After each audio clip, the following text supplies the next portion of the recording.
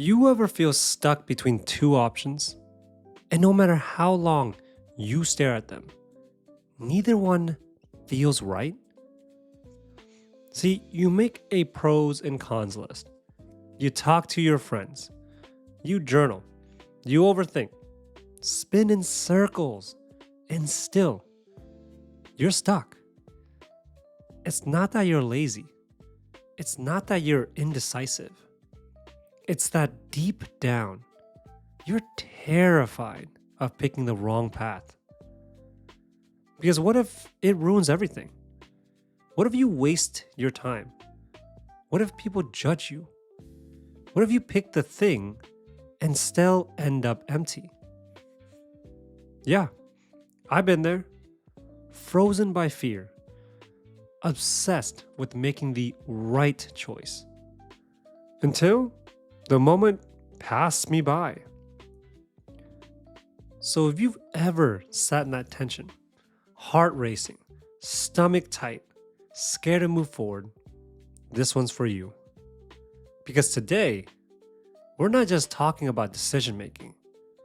We're talking about the fear behind it, the stories that paralyze you, and how to finally start trusting yourself again. Welcome back to Hard Truths, the place where we cut through the noise, challenge the way you think, and talk about the things that are really holding you back. Because sometimes it's not about making the right decision.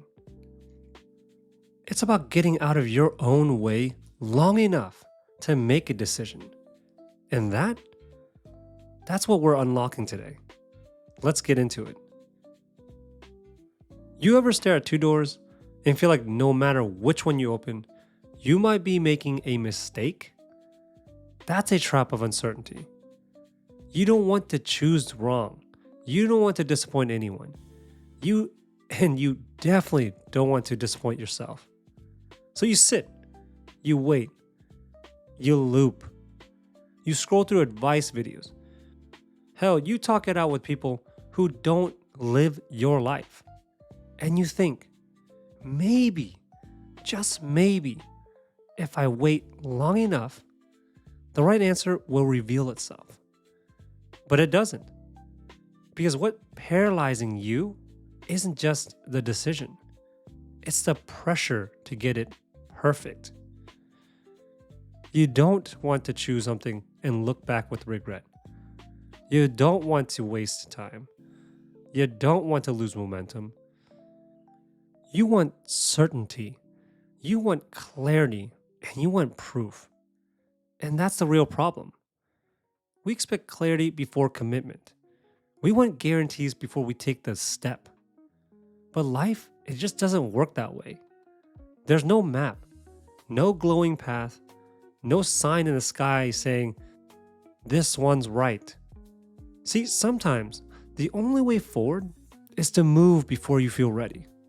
Sometimes the right decision isn't clear until after you've commit.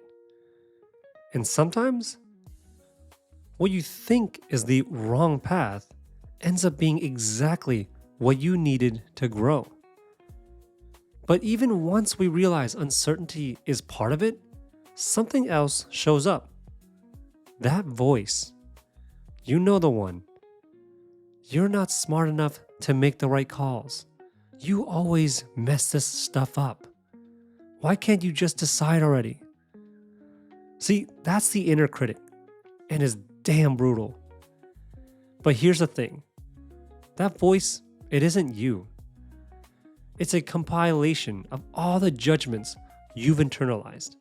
Parents, teachers, God forbid exes, and best of all, society. See, every expectation you didn't ask for, packed into a voice you think is yours. And the wild part? Most of those voices are scared too. They don't want you to fail, but they also don't want you to stretch. They think safety is staying stuck. But staying stuck isn't safe. It's slow death of momentum, of confidence, of joy. You've got to learn how to separate that voice from your actual truth. Here's how we begin with 5 strategies that actually shift your inner state. Number 1, notice the script. When you hear, "I can't do this," I want you to pause. And I want you to ask, whose damn voice is that? Is it yours or something you absorbed? Was it the coach who told you you weren't leadership material? The ex who made you question your worth? Or the parent who praised your results but ignored your efforts? Call it out. Then, let it go. Number 2, challenge it with evidence. I want you to go back to the last time you were scared and showed up anyways. Maybe it was the time you moved to a new city, pitched an idea that felt too big, or ended a relationship that was draining your soul. See, you did that. That proof matters. Number 3, talk to yourself like someone you love. So imagine your younger sibling, best friend, or even your future child telling you they feel stuck. Would you criticize them? Hell no. You'd sit with them.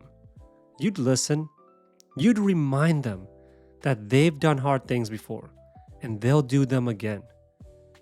See, you deserve that same voice in your head. Number 4, accept that mistakes are part of it.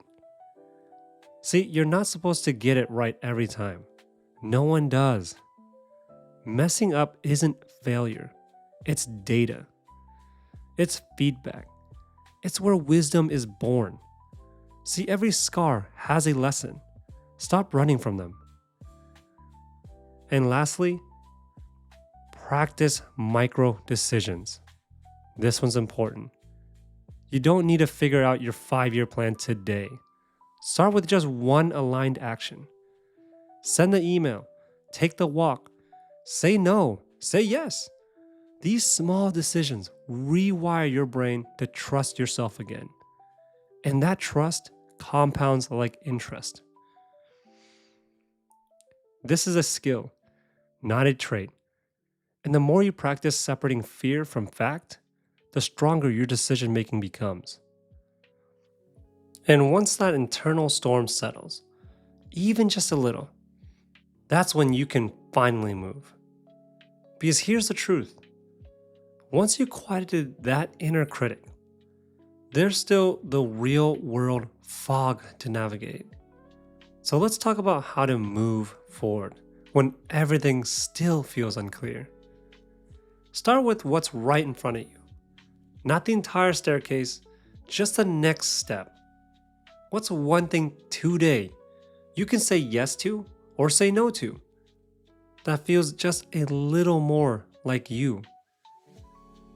Then dump your brain out. Seriously, get all the overthinking out of your head and onto paper.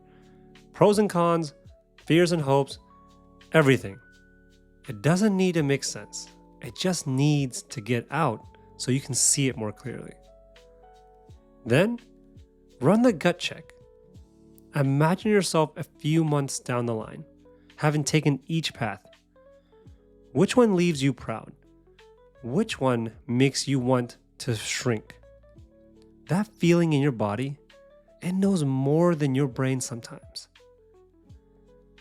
And talk it through, but choose your circle wisely. Get insight, not direction, because your friends might mean well, but they don't have to live with your decision. You do.